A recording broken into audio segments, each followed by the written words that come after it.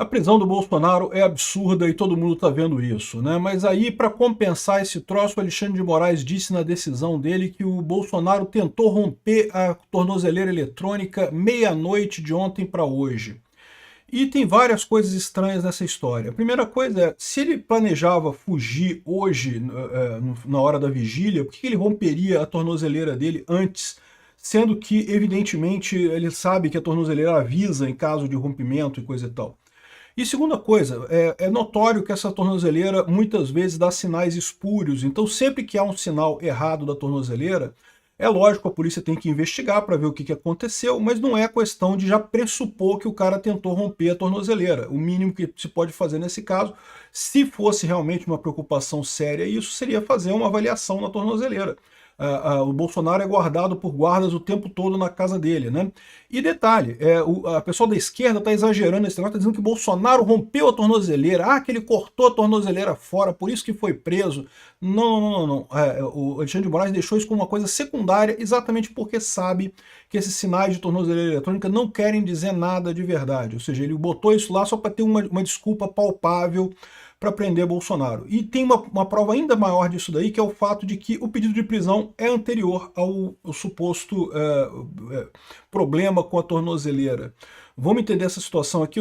Pois bem, nós já falamos hoje cedo, né? O Bolsonaro foi preso preventivamente em regime fechado, ele está numa sala da Polícia Federal, já está lá, já foi preso, já está na sala da Polícia Federal.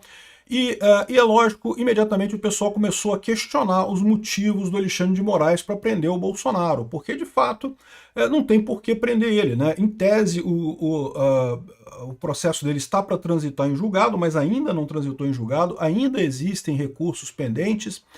E prender o Bolsonaro neste momento parece um capricho ou uma crueldade desnecessária nesse caso, até porque a defesa havia pedido a prisão domiciliar dele, a manutenção da prisão domiciliar humanitária dele por conta do problema de saúde dele, que todo mundo sabe que existe, né?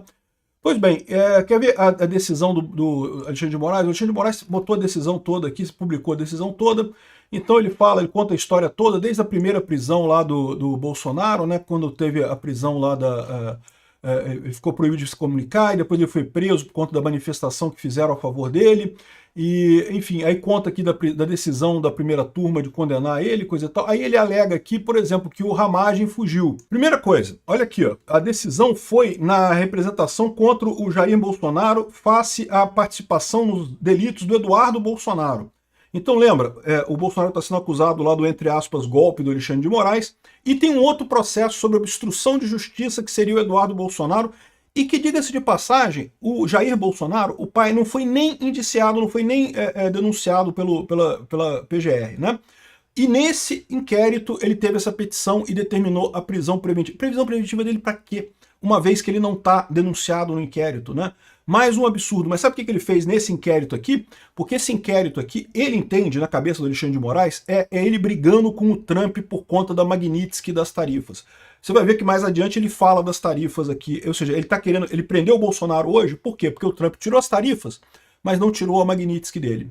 É isso. Aí ele alega aqui, ó, que o filho do réu, o senador Flávio Bolsonaro, publicou vídeo na rede social pedindo vigília pela saúde de Bolsonaro e pela liberdade do Brasil. E aí ele critica o termo que foi usado, porque parece o termo do golpe, não sei o que lá. Ou seja, agora no Brasil, qualquer coisa que você fale que critique uma decisão do STF, você é golpista. Não pode mais fazer manifestação contra o STF, você é golpista. É um absurdo, né? E te espero lá para que a gente não vai desistir do Brasil de jeito nenhum. A nossa pátria não vai continuar nas mãos de ladrões, bandidos e ditadores. Eu não sei não, será que a carapuça serviu para o Alexandre de Moraes, é isso, né? Porque ele falou que a nossa pátria não vai continuar na mão de ladrões, bandidos e ditadores, né? A nossa pátria está nesse momento na mão do Lula, que é um bandido, um ladrão e um traidor. Agora, o Alexandre de Moraes parece que vestiu a carapuça aqui, né? Que é um ditador, né? E com sua força, a força do povo, a gente vai reagir, vai resgatar o Brasil desse cativeiro que ele se encontra hoje, né? Enfim, nada de excepcional aqui, e no entanto ele fala que poderia causar tumulto. Agora, olha o absurdo disso. A Constituição brasileira garante o direito de organização, principalmente para fins religiosos. Então, ou seja, se o pessoal ia fazer uma vigília para rezar pelo Bolsonaro, isso não tem nada de revolução, ou de golpe, ou o que quer que seja. O pessoal ia se reunir e ia rezar pelo Bolsonaro. Ele está alegando aqui que as pessoas poderiam formar uma manifestação igual no quartel e ficar vários dias lá. Cara, não tem nem lugar para ficar ali, não tem nem onde ficar ali, né? E aí levanta isso aqui, ó, é importante destacar que o condomínio do réu está localizado a 13 quilômetros do setor de Embaixada Sul, que ele poderia fugir para uma embaixada, que não sei o que é lá, o que não tem lá. Aí ele cita a Carla Zambelli, que fugiu e não sei o que é lá, e o Eduardo Bolsonaro, que fugiu também, e o Ramagem, que fugiu, dizendo que eles fugiram, então pode ser que o Bolsonaro fuja também, o que é um absurdo. Isso é você incutir numa pessoa pena porque outras pessoas fizeram. O fato do Ramagem ter fugido não quer dizer nada sobre o Bolsonaro querer fugir. Da mesma forma, a Carla Zambelli e o Eduardo Bolsonaro. Não tem lógica nenhuma isso, né? Enfim, ou seja, a repetição do modus operandi de convocação de apoiadores com o objetivo de causar tumulto para a efetivação de interesses pessoais. Que causar tumulto? O pessoal ia lá protestar a favor do Bolsonaro. Isso não é causar tumulto. Entendeu o problema, né? Para ele qualquer crítica é tumulto, né? Aqui, olha só o que ele fala aqui do Flávio, olha só. O vídeo gravado pelo Flávio Bolsonaro incita o desrespeito ao texto constitucional, à decisão judicial e às próprias instituições. Em momento algum, ele pediu uma reza, ele pediu uma vigília para o Bolsonaro, né? Em total desrespeito à democracia. Democracia é o Alexandre de Moraes, né? Ou seja, se ele não gostou, é um desrespeito a ele, né? Primeiro, um dos filhos do líder da organização criminosa, o Eduardo Bolsonaro, articula criminosamente de maneira traiçoeira contra o próprio país, inclusive abandonando seu mandato parlamentar. Ou seja, ele está colocando na decisão dele aqui o que o Eduardo Bolsonaro fez lá nos Estados Unidos. Ele está querendo dizer, e isso é uma coisa importante, por quê? Porque fala que agora que o Trump baixou as tarifas para o Brasil, ele não, agora é minha vez, agora eu quero que tire a Magnitsky, eu vou botar o Bolsonaro na prisão, porque agora eu só tiro ele da prisão se tirar minha Magnitsky. Entendeu a parada que ele está fazendo aqui? Entendeu o tipo de jogada que ele está querendo fazer aqui? Inclusive abandonando o seu mandato parlamentar. Na sequência, o outro filho do líder da organização criminosa, o Flávio Bolsonaro, insultando a justiça do seu país, pretende reeditar acampamentos golpistas. Que negócio é esse? O cara pediu uma vigília. Que reeditar acampamentos golpistas? Que história é essa? Né? Ou seja, um absurdo. Está na cara que ele queria isso, né? Ele queria já fazer esse negócio e pronto, né? E aqui, ó, em determinado momento aqui, ó, aqui, ó, um parágrafo só que ele colocou aqui. Ó. Além disso, o Centro de Monitoração Integrada do Distrito Federal comunicou a essa Suprema Corte a ocorrência de violação do equipamento de monitoramento eletrônico do réu Jair Bolsonaro às 0h08 do dia 22/11/2025. A informação constatada a intenção do condenado de romper a tornozeleira eletrônica para garantir êxito na fuga facilitada pela confusão causada pela manifestação convocada pelo seu filho. Caramba, olha a quantidade de coisa que ele supôs aqui.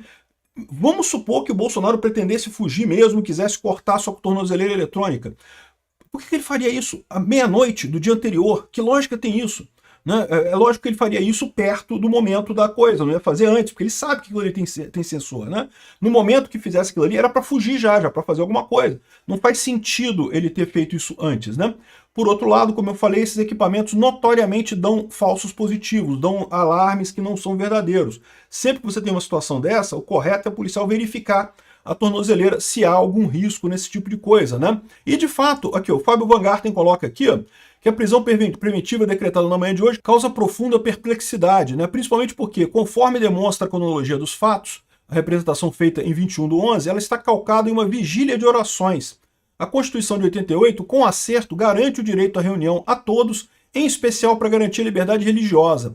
Apesar de afirmar evidência de gravíssimos indícios de eventual fuga, o fato é que o ex-presidente foi preso na sua casa com a tornozeleira eletrônica intacta e sendo vigiado pelas autoridades policiais que estavam ali na frente da casa dele.